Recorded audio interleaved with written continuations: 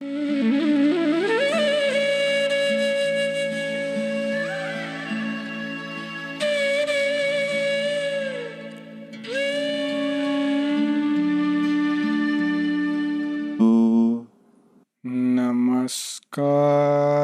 වේවා බුදුරුවනට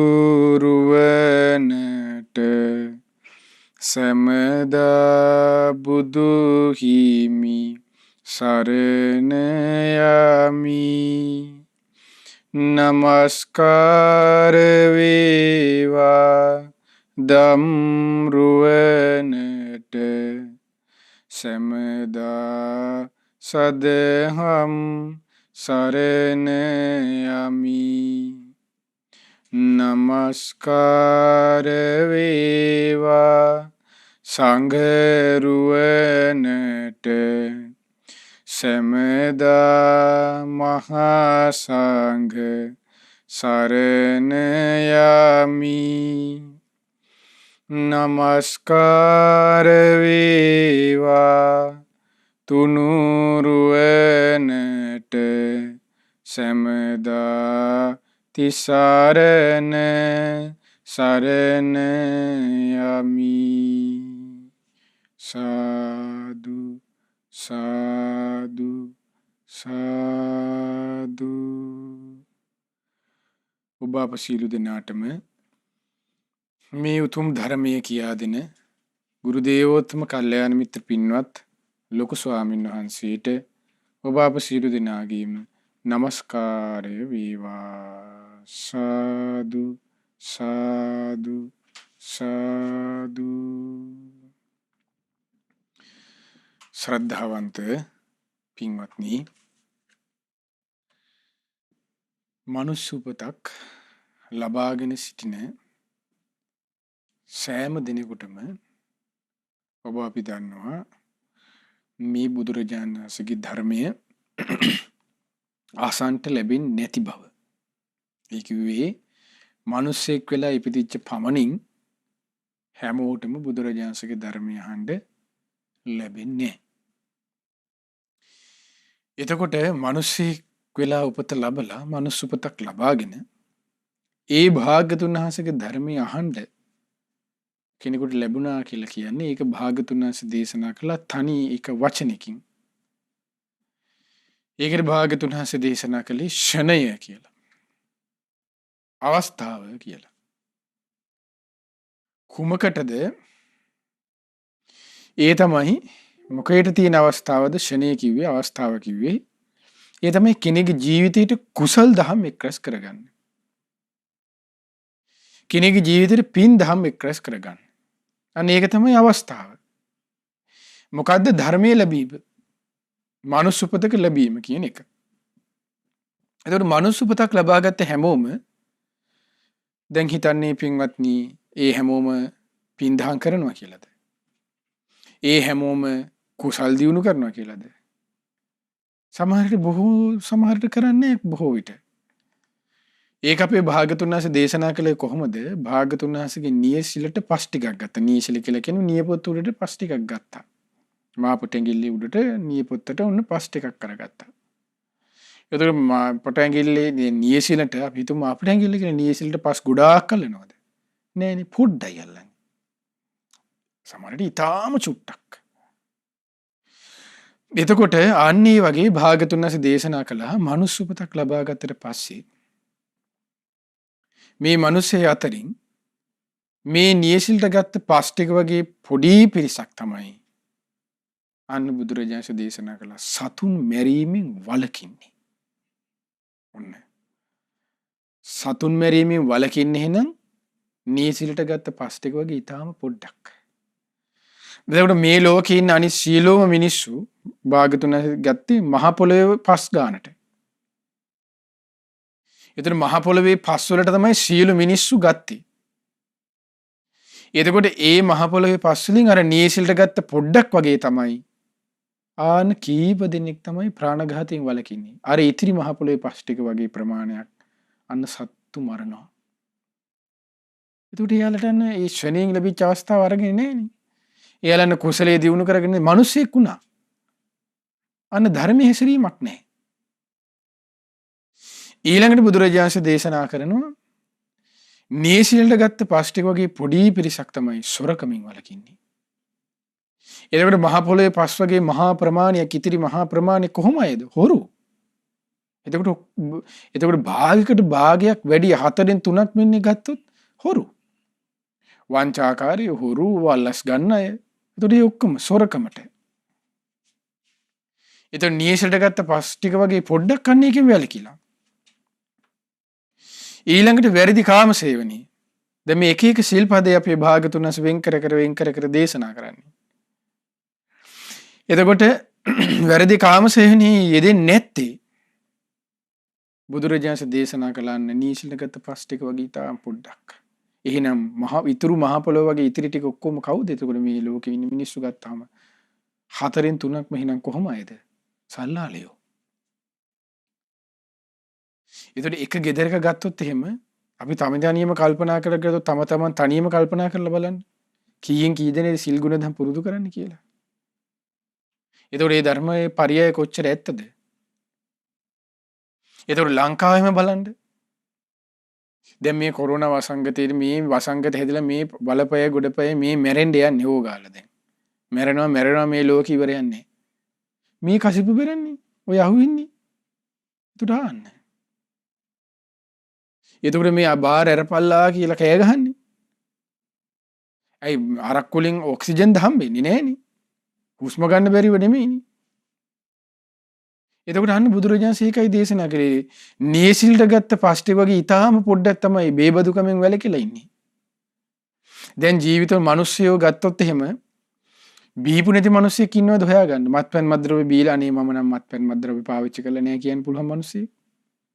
කීයක් තින්නේ පෙරිලා බේරිලා ආව. සිගරට් ගංජා බොන්නේ නැති ළමෙක්. කීයෙන් කී දෙනෙක්ද ඉන්නේ? එතකොට අන්න මහ පොළොව වගේ ප්‍රමාණයක් ඉන්නේ බේබද්දු.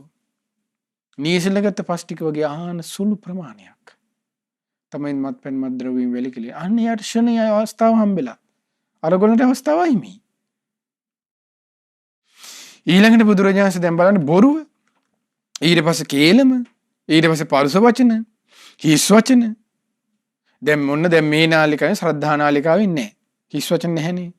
ඔන්න ධර්මයේ කියන සමහර නාලිකාවේ උදේ වරුවේ බෙල්ට් එකේ මොකක්ද වන්නේ? තනිකර හිස් වචනනේ. විහිළු තහළු නිකන් අහන් ඉන්න බෑ. දරුවන්ට දෙමාපියන්ට එකට අහන් ඉන්න බැරි කුණුහරුපනේ කියන්නේ උදේ පාන්දර උදේ මෝර්නින් බෙල්ට් එක අහලා බලන්න. සමහර FM නාලිකාවල සමහර රූපවාහිනී නාලිකාවල බලන්න.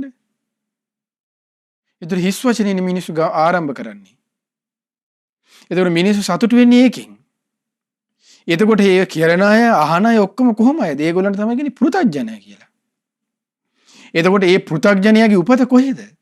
දෙව්ලොවද?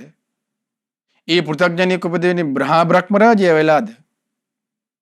පෘථග්ජනයාගේ උපත සතර අපායේ. දැන් වචනේ වරද්ද ගන්න ওই විදිහට කේලම් හිස් වචන බොරු පරුස වචන කිය. එතකොට එහෙම වෙනේ වගේ බලන්න දේශනාවේ තියෙනවනේ විමානම പ്രേතවත්තු කියවලා බලන්න. එතකොට ඒ പ്രേතය ලෝකෙ ඉපදුනාට පස්සේ අන්නේ പ്രേතියෝ කියනවා මේ මහරහතන් වහන්සේලා නාරද මහරහතන් වහන්සේ අපේ මුග්ගල්ලාන මහරහතන් වහන්සේ දුටුපමණින් අන්නේ പ്രേතියෝ කියනවා අනේ ස්වාමීනි මම මනුලොව හිටපු කෙනෙක්.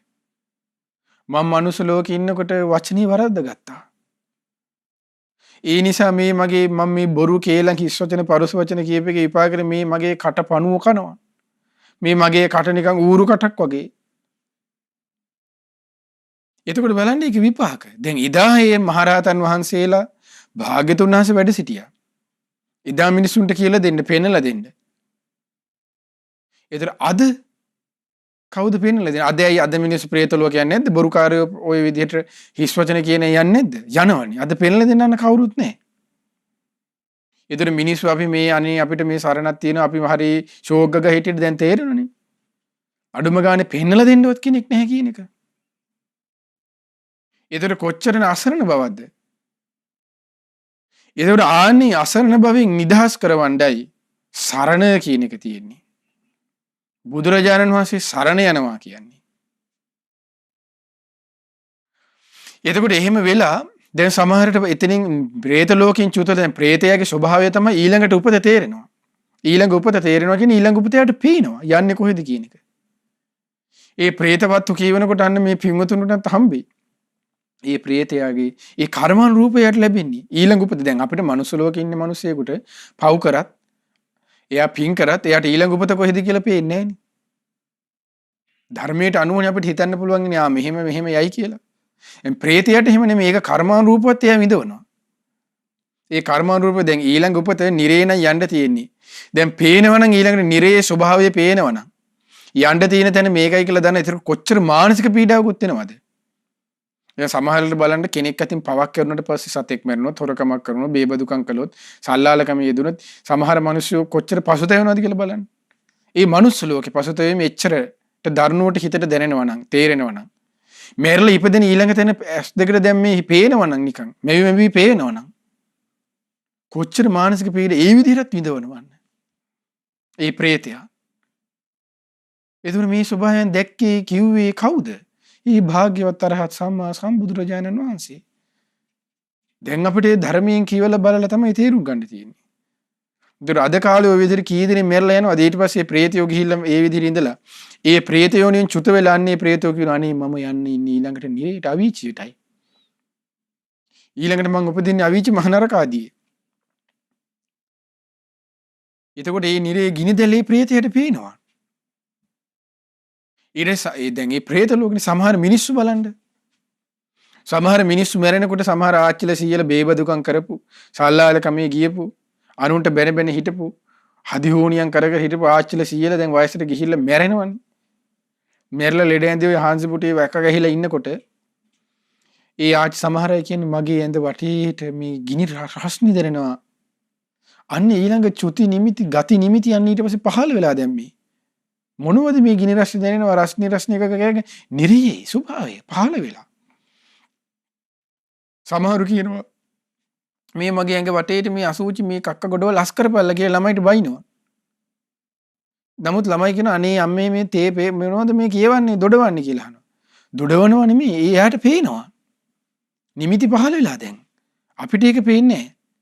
සමහර ඊට පස්සේ කියන්නේ මාව අරන් යන්නේ මේ රතු පාට වගේ මිනිස්සු දෙන්නෙක් කියලා ඉන්න මේ බලහලගේ ඉස්සරහ ඉන්නවන දොරකඩ ගාව කියනවා. ඊට පස්සේ ළමයි කියන්නේ මොකද? අනේ මේ අම්මට අවුරස්සේ වැදිලා වෙන්න ඇති. මේ තාත්තට මේ අවුව නිසා ඌස්නේ වැඩි වෙලා වෙන්න ඇති ඇඟේ. කොහොම කීක මෙරි යන්නේ. ඒ කීක හිටිය මෙන්න පැයෙන් දෙකකින් මෙරලා. අරන් ඒ නිරපල්ලෝ වෙලා අරන් යන්න. මේ මනුස්ස ලෝකෙත් එහෙම වෙනවනම් පව් කරනකොට. පව් කරපුවා මැරෙන විදිහට වෙන්නේ. දැන් සත්තු මරපුවා මැරෙන හැටි බලන්න. ඌර මරපු චුන්ද සූකර කොහොමද මැරෙන්නේ? ඌරෙක් වගේ මේ ධර්මයෙන් අපි අහලා තියෙනවා. ධර්මයෙන් දැකලා තියෙනවා. ධර්මයේ තුන සදාන් වෙන කාරණා ඒ. චුන්ද සූකර මැරෙන්නෙත් කොහොමද ඌරෙක් වගේ කෑ ගහ ගහ. එතකොට බලන්න ওই ජේ.පී. කරදරවල මිනිස්සුන්ට හිංසා කරපු අය මෙරිත් මේ පොතක් ගන්න කියවන්න හම්බුනේ හිංසා කරපු මේ නිලධාරීන්. ඊට පස්සේ මේ මිනිස්සු මරණ ඒ විදිහට මේ වදකාගාරවල ඒ පිරිමි ළමයි ඒ කොල්ල විඳපු දුක් විදිහටම තමයි ඒ දුක් දීපු මිනිස්සුත් මලේ. ඒ විදිහට මොළු කුඩු වෙලා මැරුණේ කියනවා. ඒ විදිහට මතපය කුඩු වෙලා මැරුණේ කියනවා. පාපය කියන්නේ ගානට රැස් වෙනවා ඒ විදිහට. වපරපු දේ පින්වත්නි. වැපුරුවේ යාදිසං වපතේ බීජං තාදිසං හරතේ පලං. යමක්ද වැපුරුවේ වපුරුපේකේ දේ තමයි අස්වැන්න විදිහට කොහොම බැටේද හිටුවේ භාග්‍යතුන් හසේ දේශනා කරනවා. ඒකෙන් හැමදේම ලැබෙන්නේ අමිහිරිදී තිත්ත දෙයක්. එතකොට ප්‍රාණඝ එතකොට ඒ විදිහට විපාක කරපු යුතුපු කෙනාට අන්න ඒකම හම්බෙනවා. දැන් මේ ළඟදී මට ඔය එක ළමයෙක් පෙන්නුවා අර පූසෙක් තලලා මරන්නේ. පයින් ගහ තලලා මරන්නේ. ඉතින් ওই විදිහට ඊළෑට කුඩු වෙලා ওই විදිහට කොහොම මැරෙන්න වෙයිද මේ මිනිස්සුන්ටත්? ওই විදිහට හතර හන්දි කැඩලා මැරෙන මිනිස්සු ඉන්නේ. මැරෙන ආකාරය වෙනස්. අපි දන්නේ ඒකේ කර්මයේ ස්වභාවය අපිට පෙන්වලා දෙන්නේ කවුද? එදා භාගතුන් වහන්සේ අද භාගතුන් වහන්සේ හිටියේ නම් පෙන්වලා දෙනවා. අද නෑ. එදා බුදුරජාණන් හිටියා. දැන් අද කාලේ ළමයෙක් බලන්න බයිසික් එකක් ගන්නවා. කොල්ලෙක් බයික් එකක් ගන්නවා. මේ යනවා. මේ හතර හැන්දි කැඩලා මැරිලා වැටෙන්නේ නැද්ද බයික් එක හැප්පිලා? එතකොට ඒකේ තියෙන කර්මානුරූප පසුබිම අද කවුද දන්නේ? අපිට පේන්නේ අපි කතා කරන්න දන්නේ ගියා ටිපර් එකේ හැප්පුණා කොල්ල බයික් එකේ වේග වැඩි මල. ඔච්චරනේ අපි කියන්න දන්නේ. නමුත් ඒක කර්මානුරූප පසුබිම. කර්මානුරූප පසුබිම කියලා කියන්නේ හරියට අපිට සරලව තේරුම් ගන්න අයිස් කන්දක් වගේ. අයිස් කන්දේ උඩට පේන්නේ ඊටාම පොඩ්ඩයි. වතුරේ මුහුදේ වතුර ඇතුලේ තියෙන එක ඊටා විශාලයි. ඒ වගේ 100,000 ගුණයක ලොකු ප්‍රමාණයක් තියෙන්නේ. කර්මයේ බෙදීම් ස්වභාවය අල්ලන්න. ඒතර විපාක දෙන හැටි. ඒ විපාකයන්ගේ ස්වභාවය දැන් විපාක දෙනේම සමහර බුදුරජාණන් දේශනා කරනවනේ. දැන් අපි ධර්මයේ අහලා තියෙනවා සමහර විපාක දෙන මේ ජීවිතේම. සමහර කර්ම ඊළඟ ජීවිතයක. සමහර කර්ම පිරිනුවම් පානකම් වෙනවා. අපි දැන් දන්නවද අපි මේ කන මේ ගුටි බැට මේ පීඩාවල් ඔය මොන විදිහට එන එකක්ද කියලා මේ ජීවිතේ කරපු එක විපාකෙද මේ ඉන්නේ රිටර්න්. එහෙම නැත්නම් මේ පෙර ජීවිතේ කරපු එකක්ද හම්බෙන්නේ. මේ විපාක මරණකම්ම මේ පිරිනුවම් පානකම්ම විපාක දෙන්න තියෙන එකක්ද කියන්නේ. කවුද අද බෙදලා දෙන්නේ? ලස්සනට ගුටි කාගෙන මානසික පීඩාවන් වලින් ඉන්නවනේ. අන්න ඒකයි බුදුරජාණන් දේශනා කළේ පව්කම් විතරක් කරන්න ඉපහා කියලා. ඒ පවේ විපාකේ දුකයි. ඒ සමහර ලෝක අපේ භාගතුන් වහන්සේ දේශනා කළේ කොහොමද? දැන් අපි හැමෝටම ඇස් දෙකක් කනක් නාසය දිවක් කයම් මනසක් තියෙනවනේ. දැන් අපිට ඇස් දෙකට රූප පේනවනේ. සත්තුන්ටත් රූප පේනවනේ. දෙවරුන්ටත් පේනවනේ. බ්‍රහ්මයන්ටත් පේනවනේ. නිරේින නිරසතාවලත් කායයට දැනෙන පහසක් දැනෙනවනේ. ඒතර භාගතුන් වහන්සේ දේශනා කළේ සමහර ලෝකවල ඉපදුනාට පස්සේ ඒ ඇසෝසේ පේන රූපයෙන් ඇති කරන්නේම දුකක් කියලා. දැන් මනුස්ස ලෝකයේ අපිට නම් දුක සැප දෙක මිශ්‍රවනේ හම්බෙන්නේ. සමහර රූප වලින් සතුටක් ඇති වෙනවා, සමහර රූප වලින් දුකක් ඇති වෙනවා. දැන් බුදුරජාණන් දේශනා කරන සමහර ලෝකෙ තියෙන ඒ රූපය ඔස්සේම පේන හැම රූපෙම දුකක් ඇති කරන්නේ. ඒක කොච්චර පීඩාවක්ද? ඊට පස්සේ කායට දැනෙන පහස ගත්තොත් ඒ පහසින් දැනෙන්නේම දුකක්. ඒකාන්ත දුකක්. සැප මාත්‍රයක් නැහැ කියනවා භාගතුන් වහන්සේ දේශනා කරනවා. එතකොට ඇයි ඒ නිරයයි කියනවා. නිරේ දකින රූපෙන් දකින්නම හම්බෙන්නේම දුකක්මයි. දුකක්මයි ඇති කරන්නේ. අහන ශබ්දයෙන් දුකක්මයි ඇති කරන්නේ. සැප මාත්‍රයක් නැහැ. අල්ප මාත්‍රයක්. ඊට පස්සේ කායට දැනෙන පහසින් ඇයි එහෙන් අයින්නවා මෙහෙන් අයින්නවා ලෝදිය වක් කරනවා කටු ගහේ නගනවා. ඊට පස්සේ එහෙන් අතපය කපනවා මෙහෙන් කපනවා අරහින් ඉරනවා මෙහෙන් ඉරනවා. බලන්න නිකන් ඉන්න අනේ පොඩ්ඩක් කියලා ඉන්න වෙලාවක් නැහැ නේ. පොඩි රෙස්ට් එකක් කියලා එකක් ගන්න එකක් නැහැ නේ. එතකොට ඒකේ දුක් විපාක බලන්න කොච්චර අවුරුදු 10ක්ද 2100ක්ද 200ක්ද 500ක්ද නේනේ. අම්මා තාත්තා ආනන්තරේ පාප කර්ම කරොත්ම කල්පයක්. කොහොමද හම්බෙන්නේ හැටි? ඊට පස්සේ ඒ වගේම තමයි පිනේ විපාක. පිනේ විපාක කරනවා බුදුරජාණන් දේශනා කරන සමහර ලෝක තියෙනවා සමහර දේශනා කරන භාගතුන් වහන්සේ කොහොමද? ඒ තමයි යාට ඇහැ රූපයේ දිවකය මනස උස්සේ යාට දැනෙන්නේම සතුටක් කියනවා. ඒ සමහර දෙවලු බඹලෝවල්. ඕරස් කරපේ පිනේ විපාකට අන්න හම්බෙන්නේ. දැන් මනුස්ස ලෝකේ කන්න බොන්න හොයන්න ඕනේ. ගෙවල් දොරවල් හදා ගන්න ඕනේ. දැන් දෙව්ලෝ එහෙම නැහැ. මෙහි පින කරනකොට එහෙ හැදෙනවා.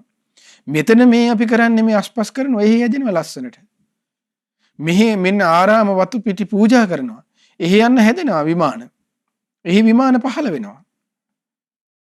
ගිහිල්ලා පහළ වෙන්නේ මෙහි හැදෙනකොට මෙහි කරනකොට එහෙ හැදිලා එහෙ පහළ වෙලා. එතකොට මෙහි කන්න බොන්න කොච්චර දුකක් විඳනවද බලන්න. දැන් මේ කොරෝනා වසංගත නිසා උන කන්න බොන්න නැතුව දැන් රස්සා නැතුව දුක් පීඩා ඉන්නවනේ. වටකයි පොළොයි තම්බන් කරවනේ දැන් ලස්සනට. රස්සාවක් කරන්නේ ඔය කන්න බොන්න ඇඳගන්නනේ. දැන් පිනේ විපාකයට යන දෙව්ලෝ ගියොත් රස්සා කරන්නේ එහෙනේ ඒ විපාකයට යන මෙහි හම්බෙලා. මෙහි යනකොට එහි හම්බෙලා. බලන්න පිනක විපාක සහ දුකේ විපාක ලැබෙන වෙනස. එතකොට ඒකට සමහර මිනිස්සු ගරහන්නේ නැද්ද පව් කරන්නේ මේ දෙව්ලෝ වල යන්න එපා. දෙව්ලවල් වල යන්න එපා. ඒකටත් ගරහනවා. එහෙම තවත් පව් කරගන්නවා. එතකොට එහෙම පව් කරගෙන ඉන්නේ ඒ සත්වයාට ඒ පුද්ගලයාට ජීවිතයකට ධර්මයක් කියන එකක් ලැබෙහිද? ආයේ ධර්මයක් කියන එක පිළිසරණක් ධර්ම මාත්‍රයක් අහන්න ලැබෙයිද? නෑනේ. මේ මිනිස්සු තමයි හරහාන වෙලා ඔය බෙදෙන්නේ. මනුස්ස ලෝකිකවත් අන්‍යගමක මිත්‍යා දෘෂ්ටි උපරිම ආන්තවාදියෝ. බලන්නේ විපාක වලට හම්බෙලා එතනිනුත් යන්නේ කොහෙටද ඊට පස්සේ? ඒ අන්තවාදිකමෙන් යන්නේ දුගති සුගතියේද? දුගතියනේ. දැන් දෙව්ලොව යන්න කියලා මැරුණේ මරාගෙන. දැන් ඇතින් ලස්සනට ගිනි ගුලි කකා දැන් මේ මොහොතේ ඇති අපි බණ කියනකොටත්. මේ පිඟුතුන් බණ අහනකොටත් දැන් ඇති ලස්සනට. බලන්න විපාක හම්බෙන්නේ නැටි. එතකොට තිසරණේ සරණ යෑමෙන් කෙනෙකුට ලැබෙන ලාභයේ පින්වත්නි මෙපමණයි කියලා අවසන් කරන්න බෑ. මේ ලාභය කියන එක. ශ්‍රද්ධානුසාරී ධම්මානුසාරී ශ්‍රාවකයා බුදුරජාණන් දේශනා කරනවා භාගතුන සැප වෙනවා. සෝවාන් නොවි මැරෙන්නේ නැහැ කියලා. ඒතර බුදු කෙනෙක් කැප වෙන්නේ. ඒතර සෝවාන් වෙනවා කියලා කියන්නේ යා සතර පායෙන් නිදහස් වෙනවා. යලි නිරය තිරිසන් ලෝක, പ്രേත ලෝක, අසුර ලෝක වලට යන ස්වභාවයෙන් නිදහස්. දැන් හුනියම් කර කර ඉඳලා අසුරය වෙනවා. ගෙවල් දොර වලට ආසා වෙලා പ്രേතය බහිරව වෙලා අන්න ඉපදෙනවා. ඉවරයිනේ කතාව. ඊට පස්සේ දරුවන්ට බිරිඳට ස්වාමියාට ආසාවෙන් ඉඳලා මල පෙරියත වෙලා අක්කු භූතය වෙලා ඇඟවල් අස්සර රිංගනවා. ඒතර ඉවරයිනේ කතාව. ඒතර මනුස්ස ලෝකේ ඉන්න මිනිස්සයාටත් වඩා නීච හිතක්නේ පටු සිතක්නේ මේ පහළ ලෝකවල තියෙන්නේ. මනුස්ස ලෝකෙ පින අනුමෝදන් වෙන්න බැරි පුද්ගලයෙක්. අනේ සාදු සාදු කියලා එහෙ ගියාට පස්සේ පින් අනුමෝදන් වෙයිද? පිනට උදව් කරයිද? විහිළුනේ ඒවා. මේ මනුස්ස ලෝකෙවත් ඉන්නකොට පිනක් දහමක් කරගත්තේ නැති පුද්ගලයා. ප්‍රේත ලෝකෙ ගිහිල්ලා පින් කරගන්නවද? අසුරය වෙලා පින් කරගන්නවද? නිරේ ගිහිල්ලා පින් කරගන්නවද? නෑනේ. බොරුනේ. ඒක කොච්චර අසරණයිද? ආයතනින් ඒ ආයස චුත වෙලා ආයේ කොහෙටද බර? ඒ තණ්හාවේ ස්වභාවය භාගතුන් වහන්සේ දේශනා කරන්නේ කොහොමද? යායන් තණ්හා පෝනෝ භවිකා නන්දි රාග සහගත. යම් මේ තණ්හාවක් ඇද්ද? පුනර්භවය ඇති කරන ආස්වාදයෙන් එලෙන්නව. ඒ තැන සතුටින් පිළිගන්නේ. නිරේද läග්ගේ ආයේ නිරේටම යාස. ඒ හිතේ ස්වභාවය අපිට හිතා ගන්න බෑ. එතනින් ගැලවිලා එනවා කියන එක. දැන් මේ මනුස්ස ලෝකේ අතහැරලා මෙච්චර දුක්ඛන්දර විඳගෙන මේ කොරෝනා ASCII මේ වගේ ලෙඩ දුක් වසංගත හැදෙන ASCII ඊට පස්සේ ආයේ මේ රස්සා ASCII මේ ඉගෙන ගැනීම මහා පීඩා මේ කරදර ASCII මනසකින් අහලා බලන්න ආයාස මිනිසෙක් වෙන්නනේ ගොඩක් අය කැමති ආයේ මගේම දරුවෝ වේවා ආයේ මේ පවුලේ මගේ පවුලේ අය වේවා ආයේ මරණයට පස්සේ කොහොමද ඔබ අපාතරම ආයේ ඉපදේවා බෝඩ් එකේ නිවන් සප ලැබේවා කියලා ගහුවට ආයේ කියන්නේ කොහොමද ඔබ අපාතරම ආයේ නැවත ඉපදේවා කියලා එහෙම කී ආය ආස කරන්නේ මේ මනුස්ස ලෝකෙට මෙච්චර දුක තේරෙන කොටත් ආය ආස කරන්නේ බලන්නකො මේ මෙහෙට මෙන්නනේ. එතකොට මේ මෙහෙම මිනිස්සයාට දැන් කතා කරන්නේ මිනිස්සයා කියන්නේ මනසින් දියුණු හිතක් තියෙන අරකයි මේකයි එක ලොකුවට කියනවනේ. එහෙම මිනිස්සයාටත් මෙහෙම හිත පටුයි නම් අර දුගතියේ ඉන්න මිනිස් පුද්ගලයෝ ගැන කියන්න දෙයක් නැහැ. ඒ හිතේ පටු ස්වභාවයෙන් ගැන. එතකොට ආය කරිකල යන්නේ හෙට්ටමනේ. බලන්න හිතේ ස්වභාවය. ඊළඟට ඔන්න ඒකයි බුදුරජාණන් දේශනා කළේ. තමාගේ ජීවිතේට මේ තිසරණේ සරණ යාමෙන් අනේ ලාභය ලබා ගන්නයි කියලා. ඒ බුදුරජාණන් දේශනා කළේ ඒකේච බුද්ධං සරණං ගතාසේ නැතේ ගමිස්සන්ති අපාය යමෙක් බුදුරජාණන් වහන්සේ සරණ යයිද බුදුරජාණන් සරණ ගියා කියන්නේ ධර්මයේ සංගය සරණ යනවනේ අනිවාර්යයෙන්. ඒතර කෙනෙක් කියනවා මට බුදුරජාණන් සරණ යන්න පුළුවන් ධර්මයේ සරණ යන්න පුළුවන් අද හාමුදුරුවෝ සරණ යන්න බෑ මට ඒ හිම වෙන්න බෑ නේ සරණක් නෙමෙයි නේද කොට ඒතර එහෙනම් එතන අමුතු එකක් ඒතර එහෙම ගියේ සමහර අය කිව්වේ දෙකයි තියෙන්නේ මේ කාලේ බුද්ධ ධම්ම විතරයි තියෙන එක කොයි කී ගිහිලා අනාගෙන දැන් මොකුත් නැතුව ඉන්නේ ඔය ඒතරාගේ නීච පුද්ගලයෝ මැරලා යන්නේ කොහෙද දුගතියනේ නිරේනේ එතකොට භාගතුන් වහන්සේ යමෙක් සරණ යයිද අන්න බුදුරජාණන් ඒකයි දේශනේ කියා ධර්මය සංඝයත්‍ය සරණ යනවා. ඒකේජ බුද්ධංස නැති ගමිස්සන්ති අපායක්. අපාය යන්නේ නැත ඔහු. පහය මානුසන්දේ මේ මනුස්ස ජීවිතය අතහැරලා යනකොට පහය මානුසන්දේ මේ ජීවිතය අතහැරලා යනකොට දේව කායා පරිපූර්ණසන්ති දෙව්ලොව උපත ලබන්නේය. මේ කවුද දේශනා කළේ? ඒබ්‍රහම් ලින්කන්ද? අයිසෙක් නිව්ටන්ද? නේ මේ බුදුරජාණන් දේශනා කළේ. ඒතර මේ බුද්ධ වචනේ ඇත්තනේ. ඒ බුද්ධ වචනේ සත්‍යයක් නේ. දැන් අද මනුස්සයට අයිසෙක් නිව්ටන් කියප එක පිළිගන්න පුළුවන්. ඩෝල්ටන්ගේ පරමාණුවාදය පිළිගන්න පුළුවන්. නමුත් බුදුරජාණන් වහන්සේ මෙහෙම දේශනා ඒකට සැකයි. කොච්චර නීචයිද හිත. සුද්ධ කිව්වේ මෙහෙම ප්‍රෝටීන් තියෙනවා මේ මස්වල, පරිප්පුවල, මාළුවල ගාලා ඒක බිත්තර ගිලින්න පුළුවන් ප්‍රෝටීන් තියෙනවා කී. නමුත් බුදුරජාණන් වහන්සේ අරහන් සම්මා සම්බුද්දයි කියලා ඒ පිළිගන්නේ හිත දක්ෂ නැහැ. ඒ ජීවිතය කොච්චර අසරණයිද? කොච්චර නීච ජීවිතයක්ද? ඒකට මේ පුද්ගලයාට ඊළඟට උරුම වෙන්නේ සතර අපායනේ. ආයි සරණක් නැහෙනේ. ඒ සරණ අහිමිකේ ඔන්න වෙන විපාකේ. මේ අද අපි කතා කරන්නේ සරණින්. ඒ බුදුරජාණන්සේගේ සරණ නිසා, ඒ බුදුරජාණන්සේගේ ධර්මයේ සංඝයාගේ සරණේ ඒ සත්‍ය සිහි කරලා තමගේ ජීවිතය සුවපත් කරගත්ත අම්මා කෙනෙක්ගේ ස්වභාවයක් ගැන මේ සූත්‍ර දේශනාවක්. මේ සූත්‍ර දේශනාව සඳහන් වෙන්නේ කුද්දක නිකාය පොත් වහන්සේගේ උදාන පාළියේ. කුද්දක නිකාය පළවෙනි පොත් වහන්සේගේ උදාන පාළියට දේශනාවක්. මේ දේශනාව වෙනම සුප්පාවාස සූත්‍රය. සුප්පාවාසා. සුප්පාවාසා කියන වචනේ නම අපි අහලා ඇති. කවුද? සුප්පාවාසා කියන්නේ අපි සීවලී මහරහතන් වහන්සේගේ අම්මා.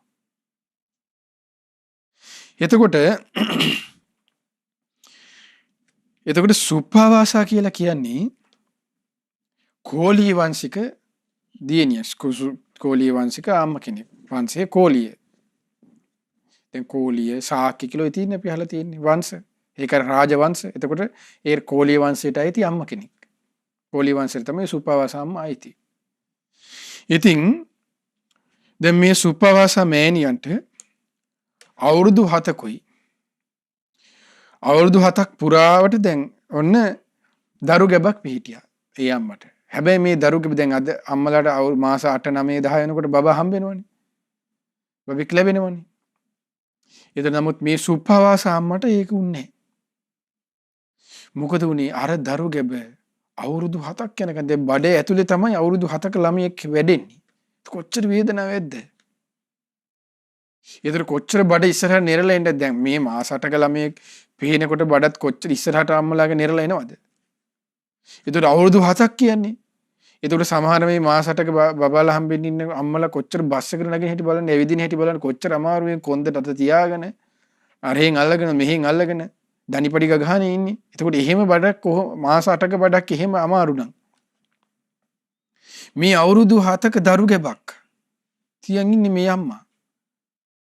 කොච්චර වේදනාවකින් පීඩාවකින් ඉන්නේ නැද්ද? එතකොට මේ අම්මා සිහි කරන්න කියනවා. අනේ මේ දරු ගැබේ දැන් වේදනාව එනවනේ. එනකොට ඒ අම්මා සිහි කරනවා කියනවා. අනේ මගේ ශාස්ත්‍රුන් වහන්සේ රාග දේශ මොහ දුරු කළා. ඒකාන්තේ මරහන් වනසේක ස්වාමිනී භාගතුන් වහන්සේ ඔබ වහන්සේට නම් මේ දුක නෑ, ඔබ වහන්සේ නම් සියලු දුකින් නිදහස් වුණා නේ කියලා සිහි කරනවා කියනවා. ඔබ වහන්සේ සියලු මේ ගුරු උපදේශ රහිතව මේ ධර්මයෙන් අවබෝධ කළානේ. ඔබ වහන්සේ ඒකාන්තෙම සම්මා සම්බුද්ධයි කියලා ඒ අමාර අවුරුදු 7ක කුස අතගගා සිහි කරනවා කියනවා. ඔන්න බලන්න. මේ ශ්‍රාවකින්ගේ ඒ හිතේ ධෛර්යය, හිතේ ශක්තිය, සරණ. දැන් අද කාලේ අම්මෙකුට අඟුලිමාල පිරිත කියන්න අම්මා කියලා කිව්වොත් එහෙම බඩදරු අම්මෙකුට කොච්චර කතා ගොඩක් අහනවද? අඩු මාසෙන් කියන්න හොඳද කියලා හයි, අර මාසෙන් කියන්න හොඳද කියලා හයි, දැන් හොඳයිද කියලා හයි, මොන පාටද දැන් ඉන්න ඕනි කියලා හයි, මොන මල් දරන් ඉන්න. මහා විකාර ගොඩන්නේ. උසාවියට ගොඩ වුණා වගේ ඉන්නේ ප්‍රශ්න අහන්නේ. මේ ශ්‍රාවකීන්ගේ හිම එකක් නැහැ. සිහි කරනවා සරණ. එතකොට ඒ අම්ම සිහි කරනවා සම්මා සම්බුද්ධයි. සුප්පාවාස මෑණියෝ සිහි කරනවා බඩ අතගගහ. අනේ ඔබ වහන්සේ මේ දුකින් නිදහස් වුණානේ. මේ සසර දුකින් නිදහස් වුණානේ කිය. සිහි කරනකොට අර කුසේ වේදනාව අඩු වෙනවා, දැනෙන්නේ නැති වෙනවා. ඔබ වහන්සේ අනේ ස්වාමිනී භාග්‍යතුන් වහන්සේ සීල විද්‍යා ඥානයන්ට අනුව තම ජීවිතය ගත කළ සත්‍යමයි ස්වාමීනී භාග්‍යතුන් වහන්සේ කියලා අර කුස අතගගා සිහි කරනවා කියනවා. ඔබ වහන්සේ ආර්ය අෂ්ටාංගික මාර්ගයේ ප්‍රගුණ කොට සුන්දර නිවන සාක්ෂාත් කළා. ඔබ වහන්සේ සුගත වනසේක. අනේ ස්වාමීනි භාග්‍යතුන් වහන්සේ ඔබ වහන්සේ මේ සියලු ලෝකයන්ගේ යථා ස්වභාවය අවබෝධ කරගෙන මේ සියලු ලෝකයන්ගෙන් ඔබ වහන්සේ නිදහස් වුණා. ලෝක විදූ වනසේක. ස්වාමීනි භාග්‍යවතුන් වහන්සේ ඔබ වහන්සේ දමනීය කරන්නට නොහැකි සියලු දෙවි මිනිසුන් 이르දි ප්‍රාතිහාර්ය වශයෙන් ආදේශනා ප්‍රාතිහාර්ය වශයෙන් අනුශාසනී ප්‍රාතිහාර්ය වශයෙන් අනී ස්වාමීනි භාග්‍යවතුන් වහන්සේ දමනීය කළා ඔබ වහන්සේ අනුත්තර පුරුෂ ධම්ම සාරථී වෙනසේක කියලා සිහි කරනවා. අද කාලේ හැමෙක්ට අඩුම ගන්න ඉතිවිසෝ ගාතාවත් පාඩම්දි කියලා හිතා ගන්න බෑනේ. අරහන් සම්මා සම්බුද්දයි කියන්නේ මොකක්ද කියලා සමහරු දන්නේ නැහෙනි. අම්මලා අපි වැත්තකින් දාමු ළමයෙක්වත් දන්නේ නැහෙනි. එතකොට ඔන්න අද මිනිස්සුන් තියෙන දැන් පේනවනේ තියෙන සරණ කොහෙද කියන එක. අරහන් කියන්නේ දන්නේ නැහැ, සම්මා සම්බුද්දයි කියන්නේ මොකක්ද දන්නේ නැහැ, විද්‍යාචරණ අරහන් කියලා කිව්වොත් එහෙම සමහර අය කියන්නේ මොකද්ද? ඒ බලන්න මේ විදිහට පව් විදිහට ඒ වචන භාවිතා කරලා පව්කම් කරගන්න සමහර මිනිස්සු කියන්නේ. එයා කරවිල කණ්ඩ කැමති නැත්නම් මොකද කියන්නේ? මට කරවිල අරහන්නේ. ඒ අකමැත්ත ප්‍රකාශ කරන්නේ අරහන් කියන ඒ උතුම් සම්මා සම්බුදු ගුණය අරගෙන. ආයේ කටවල් ඌරු කටක් හරි වුණොත් එහෙම පුදුමයි. ප්‍රේත ලෝකෙන් හරි ගිහිලා නැතර වුණොත් පුදුමයක්. ඒ කටවල්. කොහේ යයිද මේ මිනිස්සුගේ උපත? ඒතර ඕකත අන්න ඕව තමයි ආර්ය උපවාද කියන්නේ. ඒතර ආර්ය උපවාද කරන මනුස්සයට නැහැනේ පිළිසරණ. සමාව ගන්න නැති තාක්. ත්‍රිහිම කොච්චර මිනිස්සු එහෙම පාවිච්චි කරනවද? ඒ උතුම් ගුණයට කොච්චර ගරහනවද? ඒ නිකලස් ගුණේනේ. රාග, ద్వේෂ, මෝහ දුරු කළා කියන ගුණේ වචනේ තමයි අරහන් කියන්නේ. ඒක අර විදිහට නීච විදිහට පාවිච්චි කරනවා කියන්නේ. මේ මිනිසුන්ට අය රාග, දේශ, මෝහ දුරු කිරීමක් හම්බෙයිද? මේ මිනිසුන්ට වැඩෙන්නේමයි රාගෙමයි. වැඩෙන්නේමයි ద్వේෂෙමයි. වැඩෙන්නේමයි මෝහෙමයි. මේ පාපේ විපාකෙට. ඊට පස්සේ සුප්පවා සම්ම සිහි කළා කියනවා. අනේ ඔබ වහන්සේ සියලු දෙවි මිනිසුන්ගේ ශාස්ත්‍රුන් වහන්සේ සත්තා දේවමනුස්සාන වනසේක. මහා කරුණාවෙන් ඔබ වහන්සේ ධර්මයේ දේශනා කළා බුද්ධ වනසේක. මනී ස්වාමිනී භාගතුන ඔබ වහන්සේ මේ සියලු සම්බුදු ගුණයන් දරා ගන්න තරම් භාග්‍යවන්තයි. භගවා වනසේක කියලා අර අවුරුදු 7ක දරු ගැබ තියාගෙන ඒ දරු ගැබ එල්ලගෙන අත ගගා සිහි කරනවා කියනවා. කොච්චර වේදනාවක් ඇද්ද? බබෙක්කම් බින්නින්න අම්මලා දන්නවද මේ වේදනාව? මේ අවුරුදු 7ක් මේ මාස ගානක එකක් නෙමෙයි. ඊට පස්සේ ධර්මයේ ගුණ සිහි කරනවා කියනවා. ස්වාක්ඛාතයි මේ ධර්මයේ මුලැමැදාග පිරිසිදුයි. සම්දිට්ඨිකයි. මේ ධර්මය මේ ජීවිතෙම දකින්න පුළුවන්. අකාලිකයි කාලේ පහර කැමකට ලක් කළ නැහැ. ඒහි පස්සේකයි ඕනෑම කෙනෙකුට ඇවිත් බලන්න පුළුවන්. ඕපනයිකයි තමා තුලින් දකින්න තියෙන්නේ. නුවණැති ඒ තම තමගේ නුවණට අනුව තේරුම් ගන්න මේ ධර්මයේ පච්චත්තං වේතබ්බෝ විඤ්ඤුහීති කියලා සිහි කරනවා. එතකොට වේදනාවක් අස්සේ ඔහොම සිහි කරන නම් ඒ සිත කොච්චර දක්ෂ වෙන්න ඕනද? ඒ සිත කොච්චර ශක්තිමත් වීරියවන්ත අධිෂ්ඨානයෙන් යුතු කොහොම හිතක් වෙන්න ඕනද? අද මේ කොරෝනා ඇවිල්ලා මේ පොඩ්ඩක් නොකා නොබී ඉන්න බෑ කාලා නැහැ වගේ මිනිස්සු දඟලන්නේ. ඇඳලා නැහැ මේ නිකම් මේ උපන් ඇදුමින් හිටියා වගේ ඇඳලා නැහැ වගේ මේ ඉන්නේ. ඒතර බලන්න මෙහෙම මේ පොඩි ප්‍රශ්න මෙහෙම මේ ප්‍රශ්නයක් වෙනකොටත් මිනිස්සුන්ට ඉවසගෙන මෙහෙම ඉන්න බැරිව අර වගේ ලොකු දරුණු වේදනාවක් එනකොට ධර්මය සිහි කර ගන්නවා කියන්නේ මේ වගේ මේ අද කාලේ මිනිස්සු මේවා විහිළු කතානේ. එතකොට බලන්න අර අම්මා මේ අර අච්චර දරුණු දුකක් තියෙනකොට මේ තිසරණේ තමන්ගේ සරණ සිහි කරනවා කියන්නේ. බලන්න මේ ශ්‍රාවකත්වය කියන්නේ ඒකයි. ඒතර භාගතුන්සේ දේශනා කළ තව අහලා තියෙන්නේ කකචෝපම සූත්‍රයේ මජ්ක්‍ධිම නිකායේ තියෙන්නේ. කකචෝපම සූත්‍රයේ තියෙන කොහොම දෙපැත්ත කැපෙන කීයතකින් දුෂ්ට පුද්ගලයෝ ඇවිල්ලා දෙපැත්ත කැපෙන කීයතකින් මොකද කරන්නේ? තමන්ගේ කන දෙබෑ කරන් ඉරනවා කියනවා. දැන් අපි දැකලා තියෙන්නේ කීයක් නැතුව බෙලි කපන හැටි පිහි අරගෙන අයිසිස් කාරයෝ. එතකොට ඒ වගේ අවස්ථාවන්නේ මේ කියන්නේ.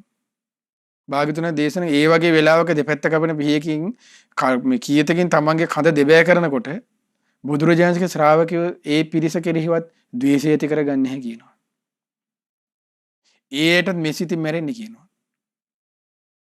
අද එහෙම මැරෙන්න උනොත් එහෙම අනාගතේ එහෙම මැරෙන්න උනොත් එහෙම වෙන්නේ නැහැ කියන්න බෑනේ. මේ යන සිද්ධියට වෙනවනේ අනිවාර්යෙන්. පේනවනේ ඉතින් උදාහරණ සහිතව.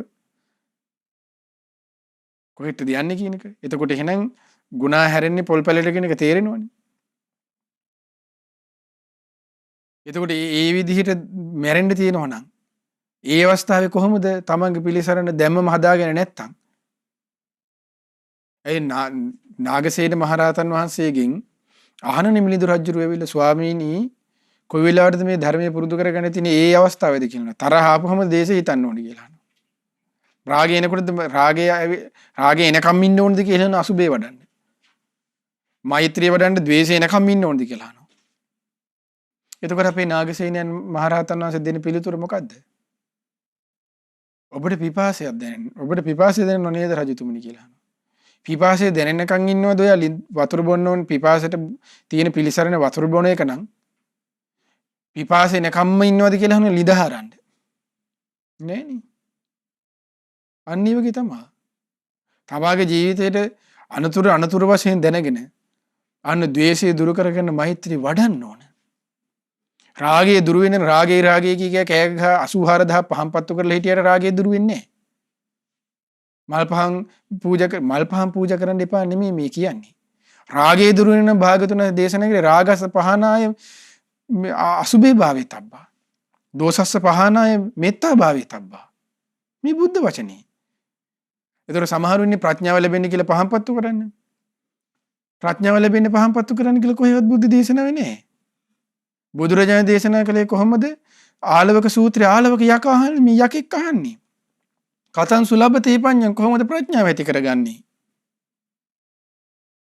භාග්‍යතුන් වහන්සේ දෙසූ දහම් මුනිරජාණන් වහන්සේලාගේ දෙසූ දහම යමෙක් නුවණින් විමසයිද ආලවක අන්න එයාටයි ප්‍රඥාව මතුවෙන්නේ කියන මේ බුදුරජාණන් දේශනා කරන්නේ. එතකොට අද ධර්මයේ නාමනුත් කොච්චර මිනිස්සු අන්ධ දේවල් අතක ගා ඉඳලා යනවද? සාදු සාදු කීකේ පස්සේ. එතකොට පහනක් මලක් පහනක් සෑයක් බෝධියක් වැඳලා බුදුගුණ දහම් ගුණ සංගුණ සිහි කරලා ඒකත් එයා හිතන්නේ නිවන පිණිස උපකාර වේවා කියලායි. ඒ පින. ඊට පස්සේ එතනදී බුදුගුණ දහම් ගුණ සංගුණ සිහි කරලා තමාගේ සමාධියක් හිතේ ඇති කරගන්න හිතන්න ඕනේ. දැන් අද යන රටාව හොඳට පේනවනේ. රස්සාව හම්බ කරගන්න, බබෙක් හම්බ කරගන්න, ළමයි ඉස්කෝලේ දාගෙන ওই විදිහට නේද බෝධිය වඳින්න යන්නේ. එතකොට තේරෙනවද මිනිස්සුන්ගේ සරණ කොහෙද තියෙන්නේ කියන එක? එතකොට බුදුරජාණන් වහන්සේ සිහි කරේ එහෙම එකක් නෙමෙයිනේ. දැන් මේ අම්මා නිකන් සිහි කරන්න තිබ්බනේ. දැන් මේ අම්මා සිහි කළෙත් කොහොමද? බුදුරජාණන් වහන්සේ අරහං ගුණේ මගේ වේදනාව අඩු වෙන්න ඕනේ. මම සරණ ගියානේ. හරි එහෙම කිව්වේ නෑනේ. ඔබ වහන්සේ ඒකාන්තේම අරහං. මේ අරහං ගුණේ සත්‍යයි. අනේ ඔබ වහන්සේ මේ දුකෙන් නිදහස් වුණාට බුදුරජාණන්සේ ගැන සිතුවේ. මේකෙන් මගේ මේක අඩු වේවා හලෝ එහෙම කිව්වේ නෑනේ. අපි හිතන්නේ එහෙමනේ. ඒතකොට ඒ ශ්‍රාවකත්වයේ අපි ඉන්න පැත්තේ කොච්චර වෙනසක් තියෙනවද? අන්න ඒකයි ධර්මීය කියලා කියන්නේ. හරියට ගන්න ඕනේ කියලා කියන්නේ. ඊට පස්සේ මේ අම්මා දැන් මෙහෙම සිහි කරනවා. ශ්‍රාවක සංඝරත්නයේ සුපටිපන්නයි උජුපටිපන්නයි කියලා සිහි කරනවා. සිහි කරනකොටත් ඉන්න බෑ මේ අම්මට. හරි අමාරුයි. මේ සුප්පවාස මෑණියන්ට. මෑණියෝ බැරි තැන කියනවා සම ස්වාමී රණ ගහලා මෙහෙ ඉන්න මහත්තයෝ. අනේ ඔයා ගිහිල්ලා අනේ මේ අපේ භාගතුන් වහන්සේට කියන්නේ භාගතුන් වහන්සේට ගිහින් කියන අනේ මගේ නමින් භාගතුන් වහන්සේගේ සිරිපා කමල් වන්දනා කරලා අනේ කියන්නේ මේ සුප්පවාස අම්මා අවුරුදු 7ක් පුරාවට මේ දරුගබක් ඉල්ලගෙන බොහෝ දුක් පීඩා විඳිනවා. අනේ හරි අමාරුවෙන් ඉන්නේ. කියලා මේ භාගතුන් වහන්සේට ගිහින් කියන්නේ භාගතුන් වහන්සේ මම ඔබ වහන්සේ ගැන නිතර සිහි කරනවා අරහන් සම්මා සම්බුද්ධ වශයෙන්. ඊට පස්සේ විද්‍යාචරණ සම්පන්න සුගත ලෝකවිදු විදිහට සිහි කරනවා. ධර්මයේ සුවක්කාත සම්දිටික වශයෙන් සිහි කරනවා. ඊට පස්සේ ශ්‍රාවක සංඝරත්නයේ සුපටිපන්න උජුපටිපන්නයි කියලා සිහි කරනවා. ඒ අමානිවන ඒකාන්තේ මුතුම් ශ්‍රේෂ්ඨයි කියලා නේ මම සිහි කරනවා. ඒක සැපයක් කියලා මම සිහි කරනවා. ඔබ වහන්සේ මේ සියල්ලෙන් නිදහස් වුණානේ මේ කියලා තිසරණිය ගැන මම සිහි කරමින් ඉන්න කෙනෙක්. ඒත් මට අමාරුයි ස්වාමීනි භාගතුන් වහන්සේ කියලා ගිහින් ස්වාමියාට කියනවා කියන්නකෝ අප්පා කියලා ගිහිල්ලා. මේක නැති වගේ කියා කිව්වේ නෑ. එහෙනම් මට මේකෙන් මේ හරියාවා කියලා කිව්වේ නෑ. මට මේ රස්සාවක් වෙලා දෙන්න කියලා කිව්වේ නෑ. බලන්න මේ ශ්‍රාවකත්වයේ කියන එක. ඊට පස්සේ මොකද කරන්නේ? ස්වාමියා ගිහිල්ලා කියනවා අනේ ස්වාමීනි මෙහෙම අමාරුයි අපේ අම්මට හරි අපේ මගේ නෝනට කියලා. බුදුරජාණන්සේ එහින සෙත් පතනවා. සුප්පාවාසා මෑණියෝ සුවපත් වේවා, නිදුක් වේවා, නිරෝගී වේවා. පින්වත් දරුවෙකු වදත්වා කියලා. අර අම්මට එහි භාගතුන් සෙත් පතනකොට මෙහින් අම්මට අර අවුරුදු 7ක් කිරේ අවුරුදු 7යි. එතකොට අවුරුදු 7යි මාස 7යි දවස් 7කුත් වෙලා. අර දරුවා මෙන්න හම්බෙනවා කිසි බාධාවක් දුකක් වේදනාවක් නැතුව. ඊ බුද්ධ අධිෂ්ඨානයේ බුදුරජාණන්සේගේ ආශිර්වාද බලයෙන් ඒ හම්බුනේ. ඒ සෙතෙන් ඊට පස්සේ ඒකේ සතුටට දැන් මහත්තයා ගෙදර එනවා. මහත්තයා දන්නේ ගෙදර එනකොට බිරිඳට දරුවම හම්බෙලා. දැන් දරුවා උපදින ගමන් ඇවිදිනේ අවුරුදු 7ක් නේ. දැන් දරුවා ඇවිදලා කරලා ඉන්නවා. හරි සතුටුයි ඉතින්. එතකොට මේ අම්මා මොකද කියන්නේ අනේ මෙහෙම දරුවෙක් බීවිච්ච නිසා භාගතුන් අපි දානියක් දෙමු බුද්ධ ප්‍රමුඛ සංඝයාට කියලා ආයෙ යවනවා ගිහින් කියන්නේ කියලා. බුදුරජාණන්ට ගිහින් කියනකොට භාගතුන් වහන්සේ දේශනා කරනවා අනේ මේ මහත්තයා එදාට දානෙට එන්න වෙන්නේ අපි මේ කාලය තුල දානේ බාර අරගෙන. දානේ බාර අරන් තියෙන්නේ මොග්ගල්ලාණන් වහන්සේගේ පිරිසක් තමයි දානේ බාර අරන් තියෙන්නේ. මොග්ගල්ලාණන් හම්බෙලා කතා බහ කරගෙන දානේ ප්‍රශ්න විසඳ ගන්න කියනවා. ඊට පස්සේ ස්වාමියා ගිහිල්ලා මොග්ගල්ලාන මහරහතන් වහන්සේ මුණ ගැහෙනවා. මුණ ගැහිලා කියන මේ සිද්ධි ඔක්කොම ටික කියනවා. කියලා ඒක සතුටුටයි අපි මේ දානේ දෙන්නේ. ඊට පස්සේ උපාසකත් එක්ක කතා කරනවා. ඒ උපාසක ඊට පස්සේ එල්ල කියනවා දානේ බාරන් ඉන්න උපාසක කියනවා ස්වාමීනි මොග්ගල්ලානන් වහන්සේ මට ඔබ වහන්සේ කරුණ 3ක් මට හදලා දුන්නා නම් ඇති කියනවා. මේ දානේ වාජන දානේ මේ ඒ එළවලු පළතුරු අරම්මනම් ගෑනලා තියෙන ටික මේව කුණු වෙන්න බෑ කියලා ඔබ වහන්සේ අදිෂ්ඨාන කරන්න ඕනේ. ඒ වගේම තමයි මම මැරෙන්න බෑ කියලාත් මගේ ආයුෂ තියාගන්න ඕනේ. ඔබ වහන්සේගේ ඉරිදි බලයෙන්. ඒ වගේම මගේ ශ්‍රද්ධාව තලලා තියාගන්න ඕනේ කියනවා. මොග්ගල්ලාන මහරහතන් මොකද දේශනා කරන්නේ? මට කරුණ දුකක් පුළුවන් කියන එකක් බෑ කියනවා. දාන කලමනා කරන එක කුණු වෙන්නේ නැතුව පිළිණු වෙන්නේ නැතුව ඊට පස්සේ ඒව නරක වෙන්නේ නැතුව තියාගන්න මං ඉරිදියෙන් උපකාර කරන්නම් කියනවා. ඔබට කිසි අනතුරක් නොවී තියාගන්නත් මගේ ඉරිදියෙන් මං උපකාර කරන්නම්. හැබැයි ඔබේ ශ්‍රද්ධාවට මම වගේ කියන්නේ ඒක ඔබමයි ආරක්ෂා කරගන්න ඕනේ කියනවා. බලන්න ඊක තමන්ට ශ්‍රද්ධාව කියන්නේ තමන්ගේ අභ්‍යන්තරයේ තමන් ඇති කරගත යුතු දෙයක්. තමන් සරණ කරගත යුතු දෙයක්. තමන් පිළිසරණ කරගත යුතු දෙයක්. තමන් ඇති කරගත යුතු දෙයක්. ඒක කාටවත් විනාශ කරන්න බෑ යන්නේ. ඒතර ඒක එකිනෙකාට පුද්ගලිකයි. ඒක ඉන්ද්‍රිය ධර්මයක් කිව්වේ ඒකයි. ඒ කිනා තුල ඇති කරගන්න ස්වභාවයක් ඒක.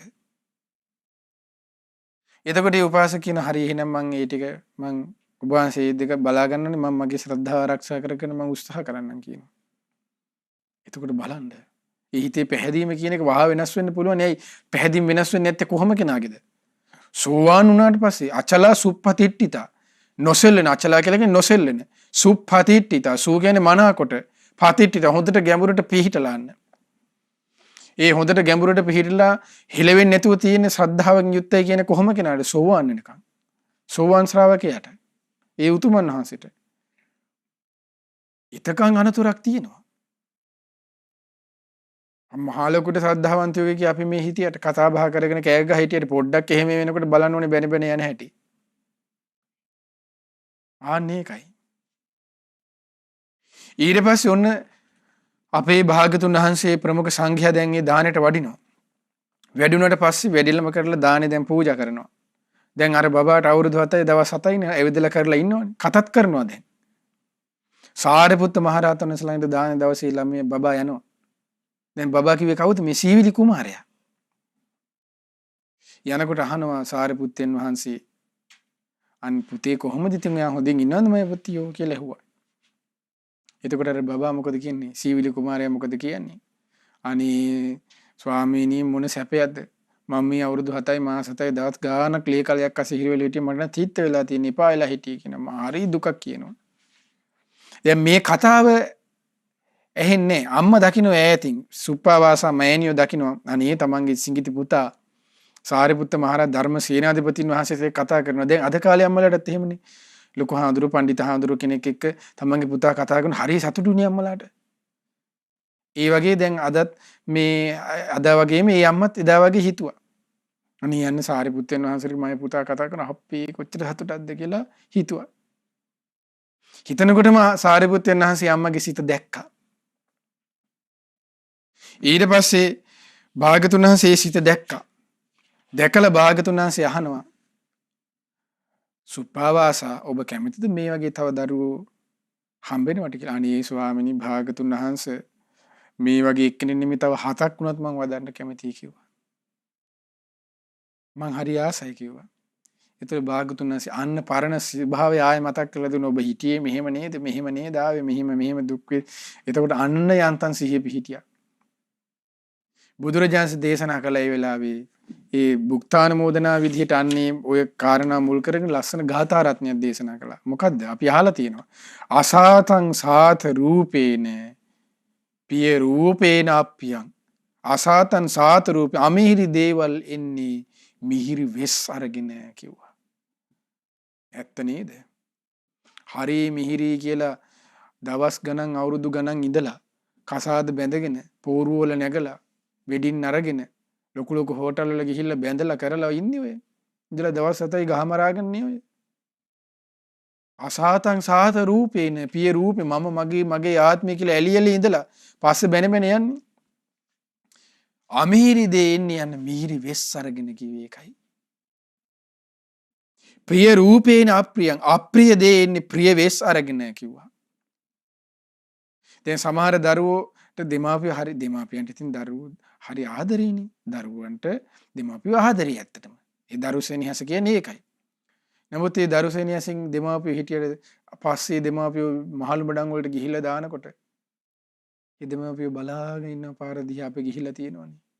අපි යනවා බණ කියන්නේ. එහෙම හිතට බණක් කියන්නෙත් නෑ. ඇහුවට බණ ඉවරලා ඇහනකොට මොනවද කියන්නේ? අනේ අපේ හාඳුරුවනේ. අනේ පොඩි හාඳුරුවනේ අපේ කොල්ලයි මාව බලන්න කියලා ඔය හරි කියනවා මේ හිතේ ඉන්නේ කියනවා. ඒත් බලන්න යම්මලා හිතේ සීන දේවල්. මේ අපි අනිත්‍ය ගැන කියනවා, බුදුරජාණන් ගැන කියනවා, ධර්මයේ ගැන කියනවා, අසකරනාසය ගැන කියනවා, පංච උපාදානස්කන්ධ යන්නේ. ඒකට බලන්න අමිහිරි දේ මිහිරි වෙස් අරගෙන ඇවිල්ලා දැන් දුක් විඳිනවා ඒකට යට වෙලා. අප්‍රිය දේ ආවේ ප්‍රිය වෙස් අරගෙන දැන් අන්න දුක් විඳින කොහොමද? ඊට පස්සේ බුදුරජාණන් දේශනා කරන අසාතං සාත රූපේන පිය රූපේන අප්පියං දුක්ඛං සුඛස්ස රූපේන දුක් දේවල් එන්නේ සැප ස්වරූපයෙන් කියනවා. දුක් දේ එන්නේ සැප ස්වරූපයෙන් කියනවා. ඒ භාග්‍යතුන් වහන්සේ දේශනා කරන්නේ යමක් ඔබ සතුටින් පිළිගනීද රූපං අභිනන්දති දුක්ඛං සෝ අභිනන්දති. ඔබ රූපයක්ද යම් රූපයක්ද සතුටින් පිළිගන්නේ ඒ පිළිගත්තේ ඔබ දුකයි. අපිට ඒව මතක නෑනේ. ඊට පස්සේ ඒ භාග්‍යතුන් වහන්සේ දේශනා කරනවා යම් කිසි ශබ්දයක්ද ඔබ සතුටින් පිළිගන්නේ ඔබ දුකයි. රූපං අභිනන්දති දුක්ඛං සෝ අභිනන්දති. අන්න රූපේ සතුටින් පිළිගත්තේ දුකයි සතුටින්. ලැබෙන්නේ කින් දුකක්. ශබ්දයේ ගඳ සුවඳ රස පහස ඔක්කොගෙම.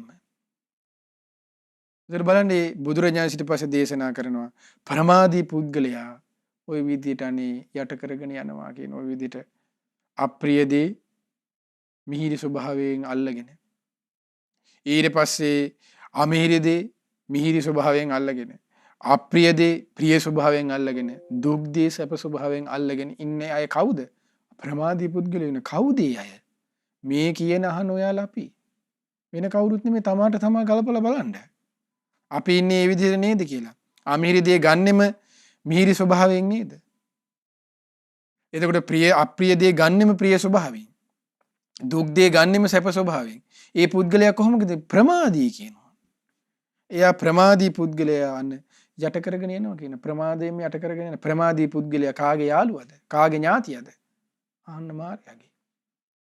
එතකොට අයිතිය කාටවත් නෙමෙයි ඒ අසවලාටයි. එයාට ඕන විදිහට නටවගෙන යනවා. වෙන්නේ ඒකනේ මේ ලෝකේ ඒකනේ මේ අපිට හැමෝටම වෙන්නේ. එක්කෝ කාමයට එක්කෝ කාමාතේ පටමාස ဒ ුතිය අරතියට කුසල් දහම් වල ඇලෙන්නේ. ඊට පස්සේ කුසගින්නයි පිපාසයයි. ඊට පස්සේ නිදිමතයි අලසකමයි. ඊට පස්සේ ආසා තණ්හාවෙන් ඉන්නවා, ಗುಣමකුබන් වලින් ඉන්නවා, භයෙන් තැතිගැනීමෙන් ඉන්නවා. ඒ ඔක්කොම මේ සේනාවට නේද ඊවගෙන ඉන්නේ. ප්‍රමාදී පුද්ගලයන්. ඉතින් ප්‍රමාදී පුද්ගලයා උපමාව බුදුරජාණන් කොහොමද දැක්ක? ජීවත් වුණත් එයා කොහොම කෙනෙක් කියන්නේ? මලකඳක් වගේ කිව්වා. ඉතින් භාගයට භාගයක් මේ ඉන්නේ කොහොම ආයද මලකඳන්නේ? ඒතර ඒ නිසා මේ බුදුරජාණන්සේගේ ධර්මයේ හොඳට කියවන්නේ බුදුරජාණන්සේ ධර්මයේ සරණ යන්න.